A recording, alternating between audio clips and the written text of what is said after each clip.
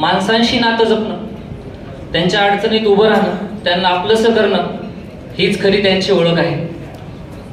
राष्ट्रवादी शिक्षक संघाचे जिल्हाध्यक्ष म्हणून काम करत असताना त्यांनी फक्त पदच सांभाळलं नाही, तर अनेक शिक्षकांच्या समस्या सोडवल्या, त्यांना न्याय मिळवून दिला, त्यांच्या जीवनामध्ये ते आधार बनले. नेतृत्व म्हणजे फक्त पुढे उभं राहणं नाही, तर गरज पडल्यावर सगळ्यांसाठी उभं राहणं, हे मी त्यांच्याकडून शिकलो. पप्पा, तुमच्याबद्दल एक गोष्ट मी कधीच विसरू शकत नाही. मी आजपर्यंत कधीच तुम्हाला सुट्टी घेऊन घरी आराम करताना बघितलं नाही. म्हणजे इतकी जबरदस्त एनर्जी आहे तुमच्याकडे की सकाळी जर तुम्ही पुण्याला गेलात, रात्री उशिरा परत येऊन दुसऱ्या दिवशी सकाळी 7 वाजता शाळेला जाण्यासाठी तुम्ही रेडी असता. म्हणजे तुम्ही थकत कसं नाहीत, हा मला पडलेला एक प्रश्न आहे. पण ज्या पायांना पूर्वीपासूनच ऊन, पाऊस, वारा यांच्याशी संघर्ष करण्याची सवय असते, ती पाय शेवटपर्यंत कधीच थकत नाही.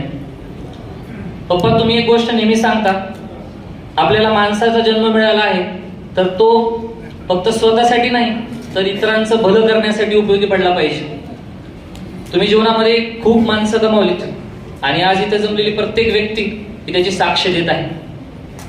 तुम्ही आयुष्यामध्ये सगळ्यांसाठी वेळ दिला, मित्रांसोबत फिरायला पण गेला, पण मम्मी सोबत फिरायला जायचा प्लॅन मात्र नेहमी नेक्स्ट टाइमवरच राहिला.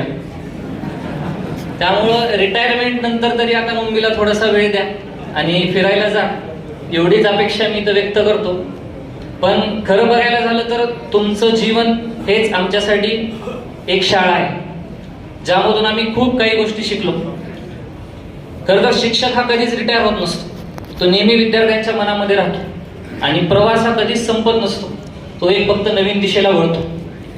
तुम्ही आमच्यासाठी जे काही केलं ते तर मी शब्दामध्ये सांगू शकत नाही, पण एकच म्हणेल की तो व्यक्त होत नसला तरी लेकरांची काळजी असते त्याच्या मनाला, त्याच्या सहवासाशिवाय काय किंमत आहे गमवलेल्या धनाला.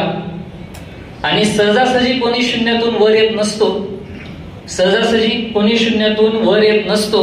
एक बाप नावाचा देव असतो जो त्याचं आयुष्य लावतो पणाला.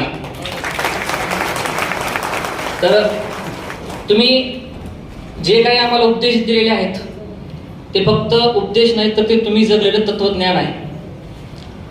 सो थँक यू पप्पा फॉर एव्हरीथिंग आणि wish you all the best for your new journey, new inning. तुम्ही रिटायर होत आहात पण तुम्ही टायर्ड नक्कीच नाहीत, कारण कोणच म्हणणार नाही की तुम्ही रिटायर होत आहात तुमच्याकडे बघून.